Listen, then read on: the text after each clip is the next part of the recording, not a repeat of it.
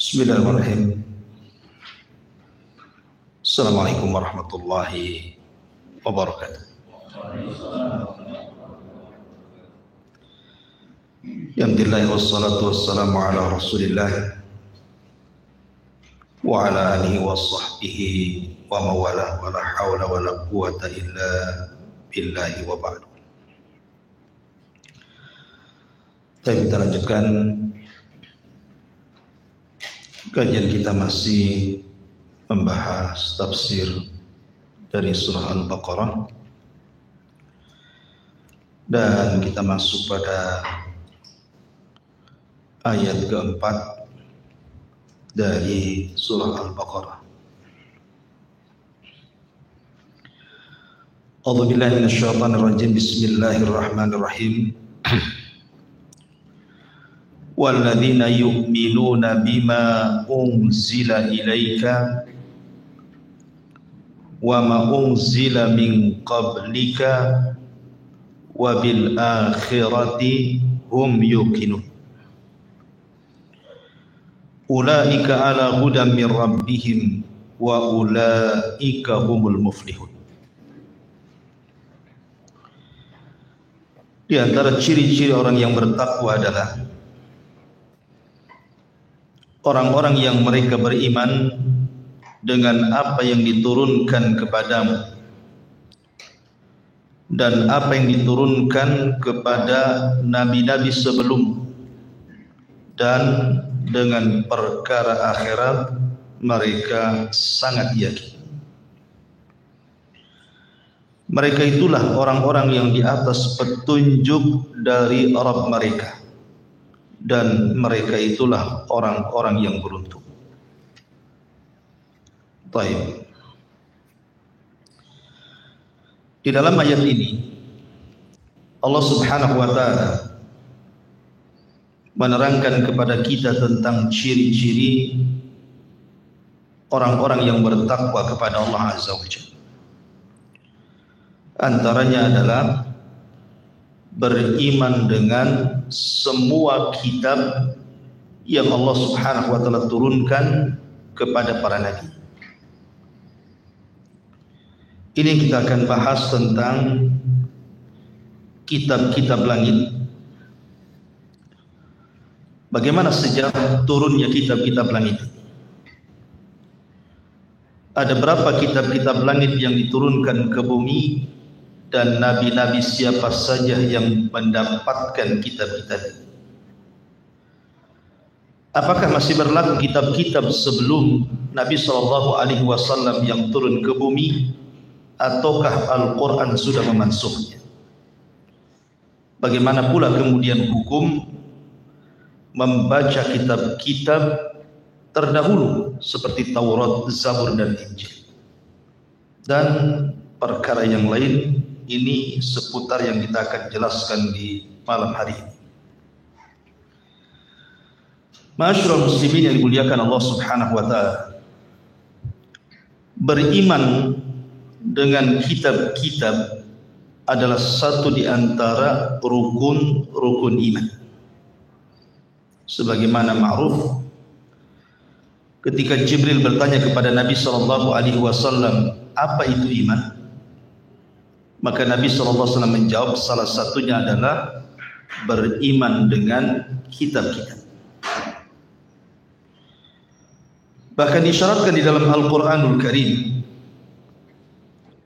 amanar rasulu bima unzila ilaihi min rabbihi wal mu'minun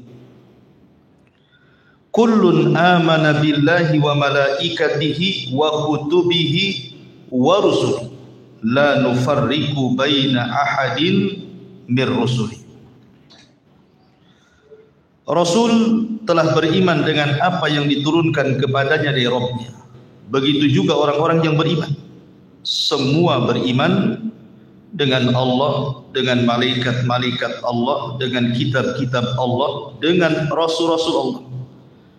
Kami tidak membeda-bedakan satupun di antara para rasul itu. Di sini ada kalimat wa kutubihi, dan kitab-kitabnya. Dan banyak di dalam Al-Quranul Karim yang bicara tentang pentingnya beriman dengan kitab-kitab. Ma'asyiral muslimin yang dimuliakan Allah Subhanahu wa ta'ala, ada hadis yang panjang sekali, walaupun hadis ini menjadi perselisihan para ulama tentang sanadnya. Artinya diperbincangkan soal sanadnya. Tetapi banyak ahli tafsir yang mencantumkan riwayat ini. Salah satunya adalah Imam Al-Qurtubi dalam tafsir. Hadis ini dari sahabat Abi Dzar Al-Ghifari radhiyallahu anhu. Ketika dia bertanya kepada Nabi SAW, kam kitaban anzalallahu ta'ala, berapa sih kitab yang diturunkan Allah itu?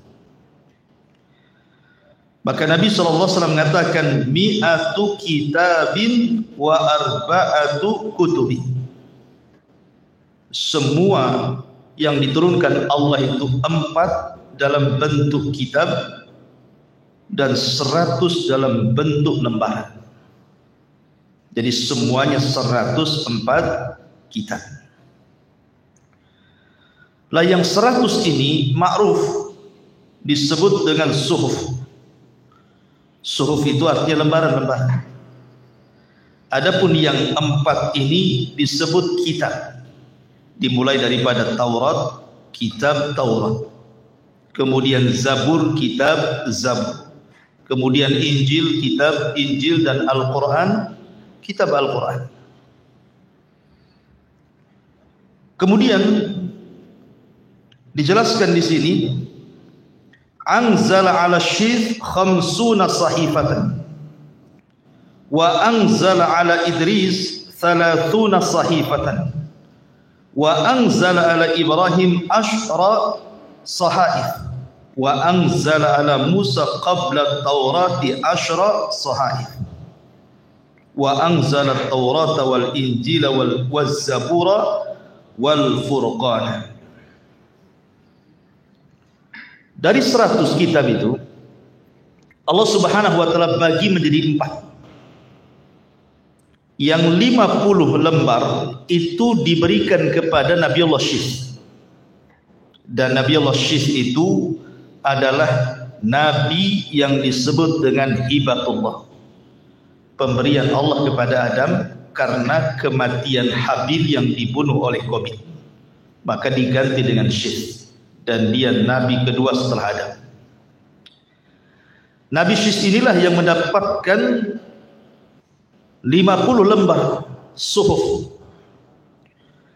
Kemudian 30 lembar diberikan kepada Idris, atau disebut dengan Anu.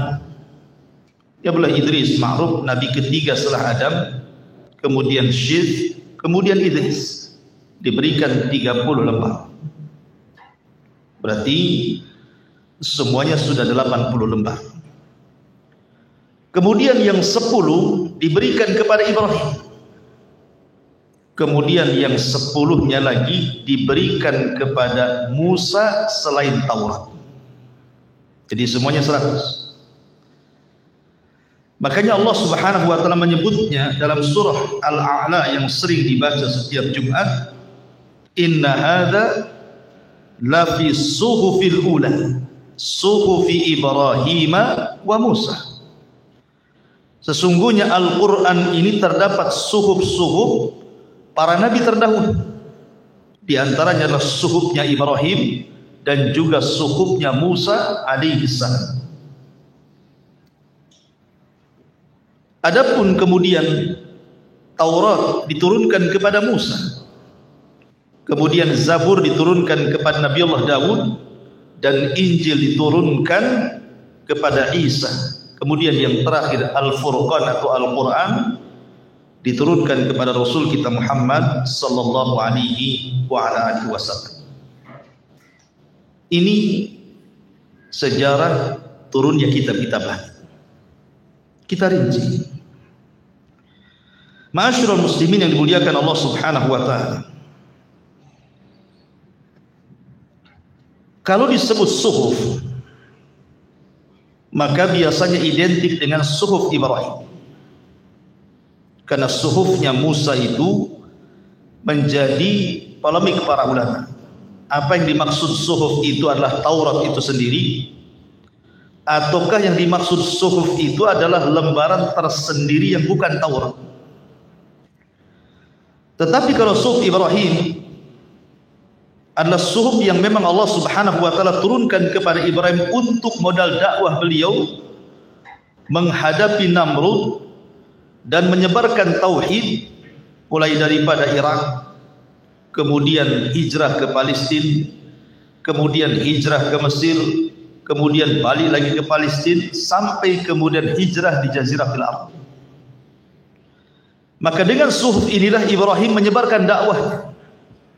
Dan Ibrahim adalah satu-satunya nabi yang disebut dengan Abul Anbiya, bapaknya para nabi.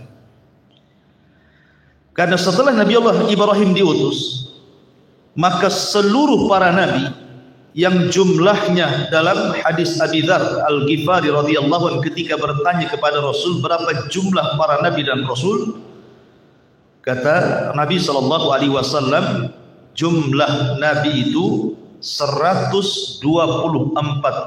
Ada yang mengatakan 120.000. Dan jumlah rasul 315. Jadi nabi dan rasul yang sebanyak itu, sebagian besarnya kalau diutus setelah Ibrahim alaihi salam, maka semuanya nasabnya sampai kepada Ibrahim. Tidak ada satupun nabi setelah diutusnya Ibrahim alaihi salatu wassalam kecuali nasabnya sampai kepada Ibrahim. Dari dua jalur. Pertama dari jalur Ishak, kemudian memiliki anak Yakub. Kemudian Yakub memiliki anak 12. Salah satunya Nabi Allah Yusuf alaihi salam.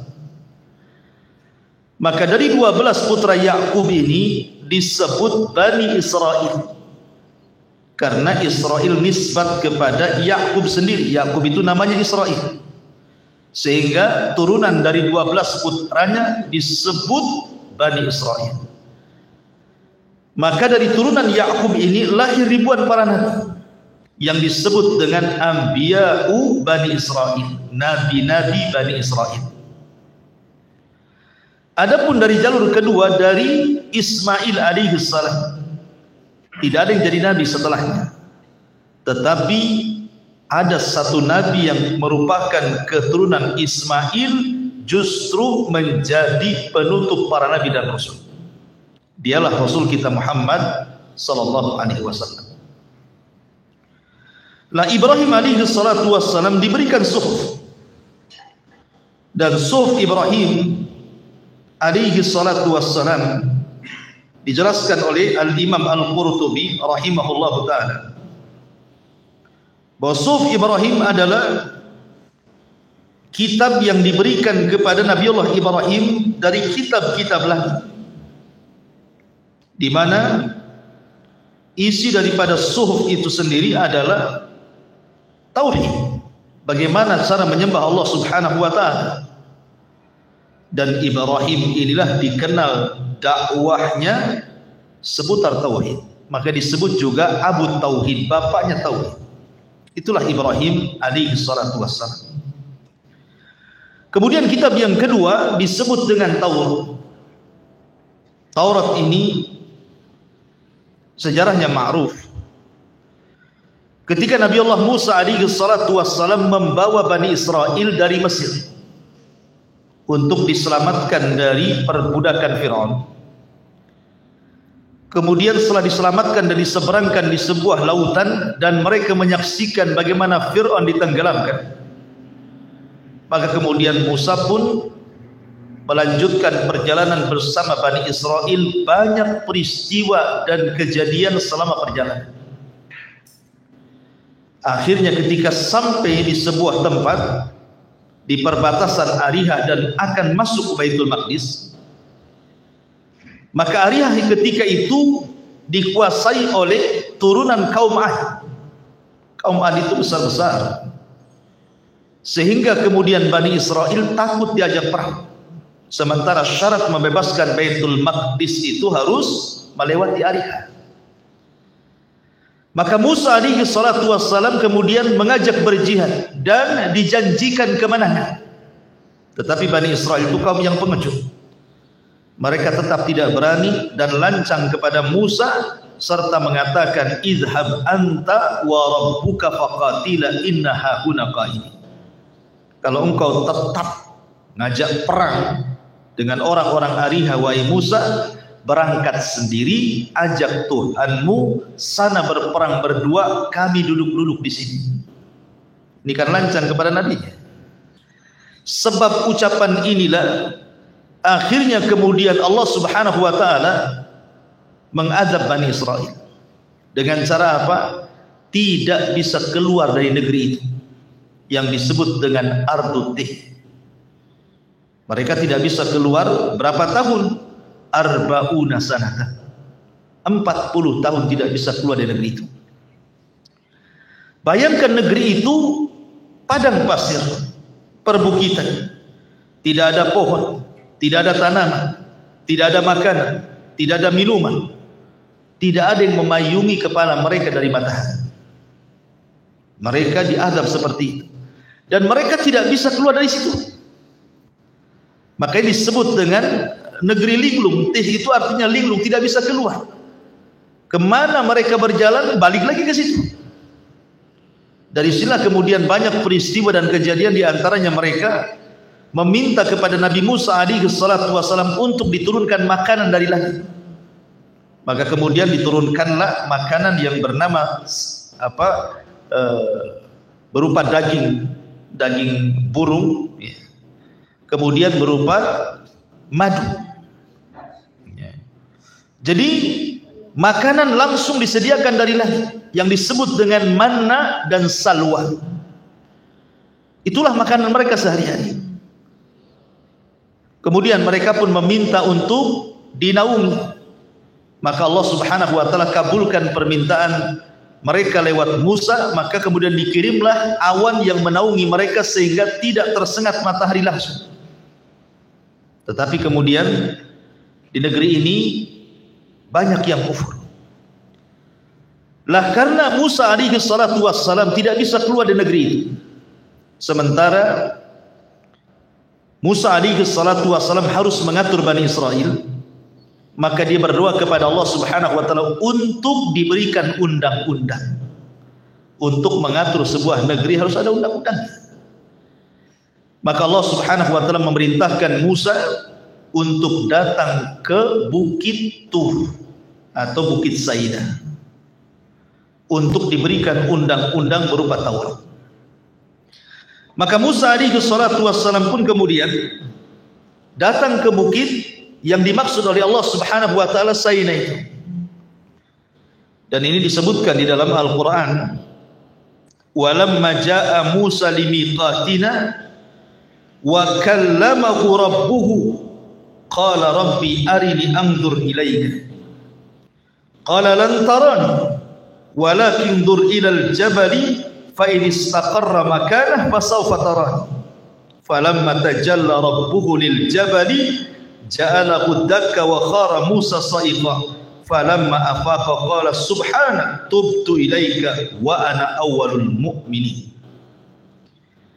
Jadi ketika Musa sampai di tempat yang dijanjikan oleh Allah Subhanahu wa taala, ada yang mengatakan Musa itu sampai di permulaan Dzulqa'dah. Maka Musa pun berpuasa selama 1 bulan.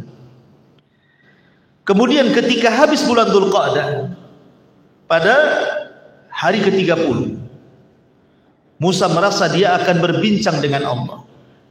Karena takut, namanya orang lagi puasa, mulutnya bau. Maka Musa hampir membatalkan puasanya. Maka Allah Subhanahu wa taala katakan kepada Musa, wahai Musa, luhufu fammi shaim atyab indallah min rihil misk. Bau-bau mulutnya orang yang berpuasa itu lebih harum di sisi Allah dibandingkan minyak kasturi. Tidak usah kau batalkan, bahkan kau tambah 10 hari lagi. Maka Musa menambah 10 hari lagi dari mulai awal Dzulhijjah sampai 10 Dzulhijjah. Makanya kenapa 10 awal bulan Dzulhijjah itu sangat istimewa. Dalam Islam pun sangat istimewa gitu. Makanya Al-Quran juga bersumpah akan hari-hari 10 awal bulan Dzulhijjah ini, wal fajri walayalin ashr, demi waktu fajar dan malam-malam yang 10. Maksudnya 10 awal bulan Dzulhijjah. Maka ketika kemudian mendekati Nabi Musa alaihi salatu wassalam akan berbincang dengan Allah Subhanahu wa taala, akhirnya kemudian Nabi Musa alaihi salatu wassalam langsung dimandatkan Taurat, berbincang dengan Allah Subhanahu wa taala. Berbincang dengan Allah Subhanahu wa taala, dan Allah katakan wa katabna lahu fil alwah min kulli syai'in mau'izatan wa tafsilan li kulli syai'in fakhudha bi quwwatin. Kemudian wa'mur qaumaka ya'khudhu bi ahsaniha sa'urikum daral fasikin. Dan kami catat untuk Musa itu papan Taurat. Jadi satu-satunya kitab yang dicatat oleh Allah Subhanahu wa taala dengan tangannya adalah Taurat. Taurat itu satu kitab yang dicatat langsung dengan tangan Allah. Jadi Taurat itu sangat istimewa. Di dalamnya ada mau'izah, wejangan-wejangan, dan rincian-rincian hukum segala sesuatu. Maka Musa pun kemudian diberikan papan Taurat itu. Lah ketika Nabi Musa alaihi salatu wassalam sudah merasa puas berbincang dengan Allah Azza wa Jalla dan sudah mendapatkan papan Taurat, Nabi Musa ini penasaran. Makanya Allah mengatakan tadi yang saya sebutkan ayatnya, dia ingin melihat Allah Subhanahu wa taala. Apa kata dia? Rabbi arini anzur ilaik. Ya Rabb, kalau kau izinkan, bisa enggak kau perlihatkan wajahku kepada. Tapi Allah Subhanahu wa taala mengatakan lan tarani, kau tidak bisa melihatku. Tapi apakah Allah Subhanahu wa taala menolak permintaan Musa? Tidak. Allah katakan, tapi lihat gunung sana. Walakin dur ilal jabal. Kau lihat gunung Tursina yang batu-batu semua yang kokoh itu.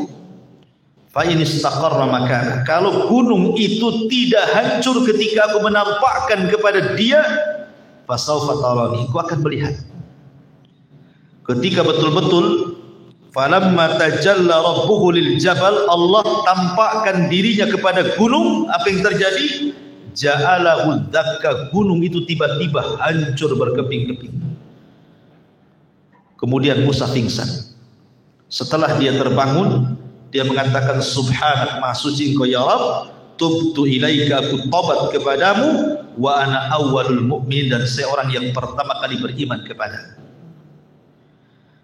Lah ketika kemudian Musa alaihi salatu wassalam kemudian sudah mendapatkan papan Taurat, maka Allah menyuruh agar Musa cepat pulang. Kenapa?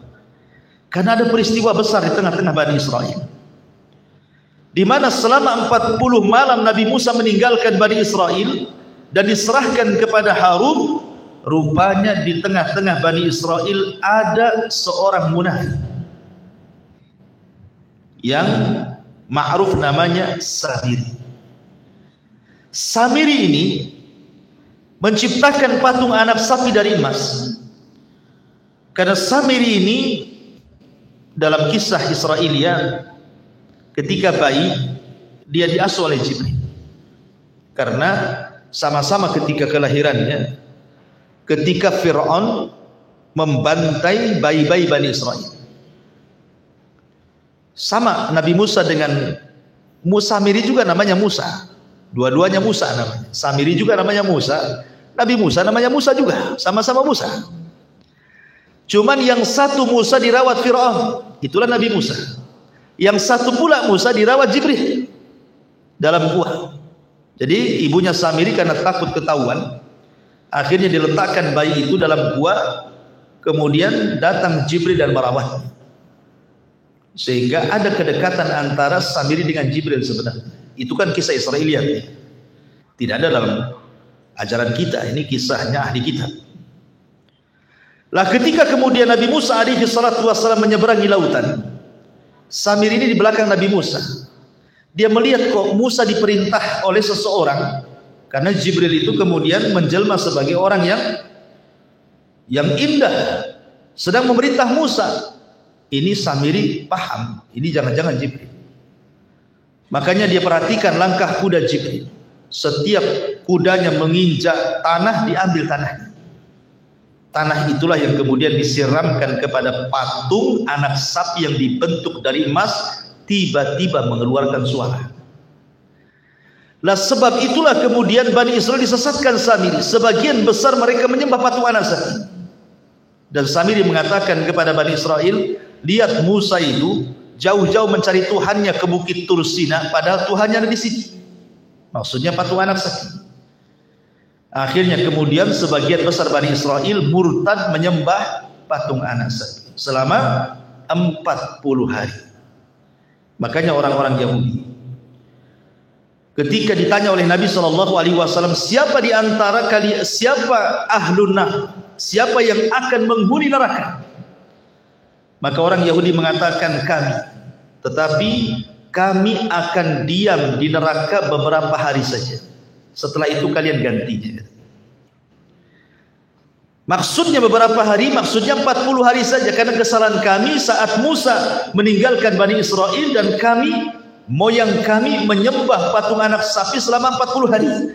Jadi kalaupun kami masuk neraka itu paling 40 hari paling lama katanya. Nah, selepas itu kalian gantinya ya. Dari sini kemudian turun ayat wa qalu lan tamassana nar illa ayyaman ma'dudah. Mereka berkata kalaupun kami harus masuk neraka itu paling beberapa hari saja katanya.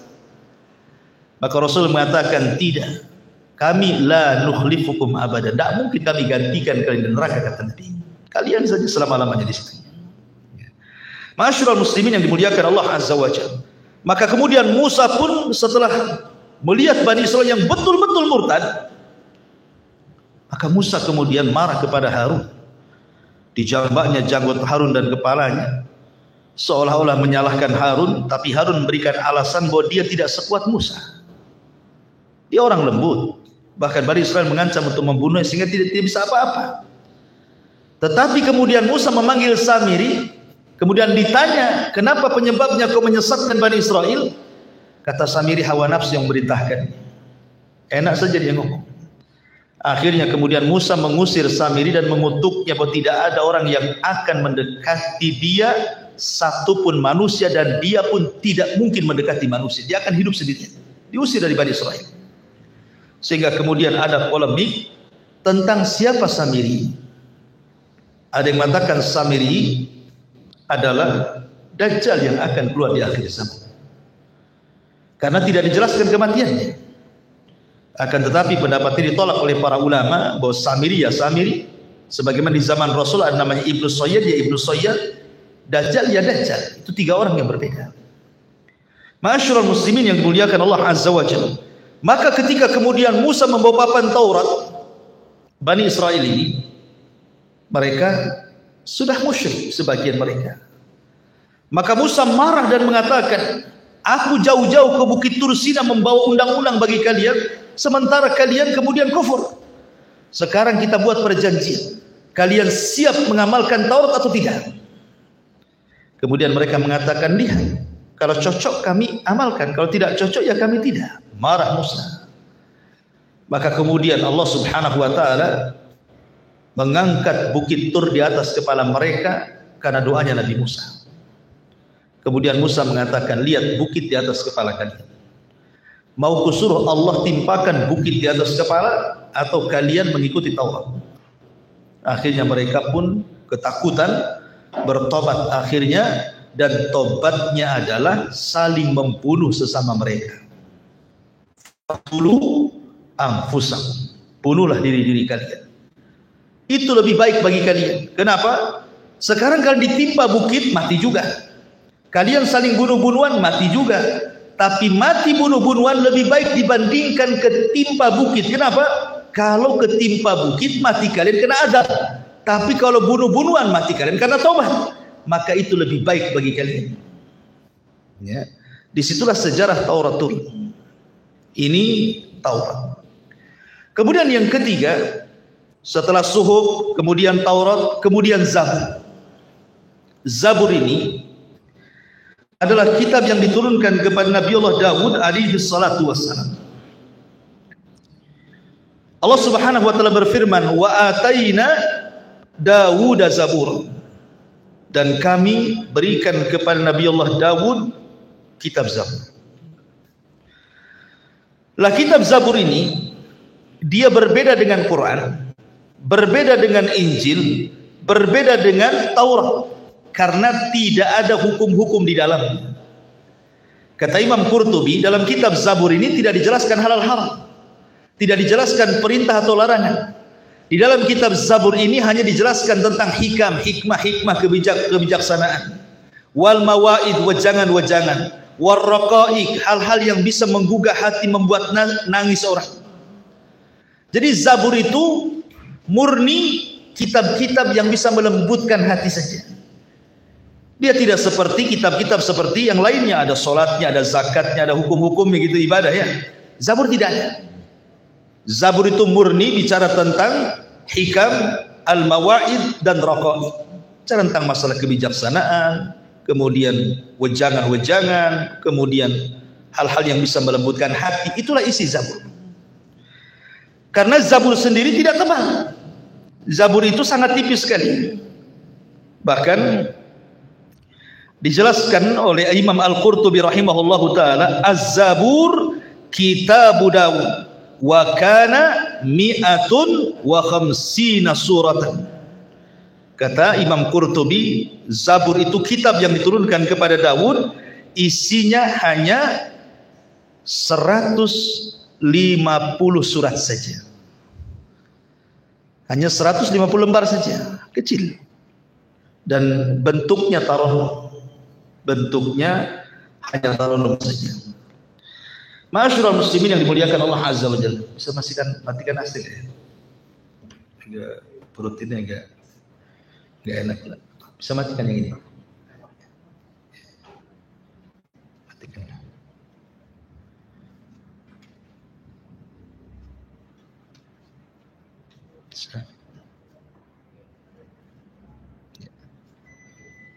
Baik.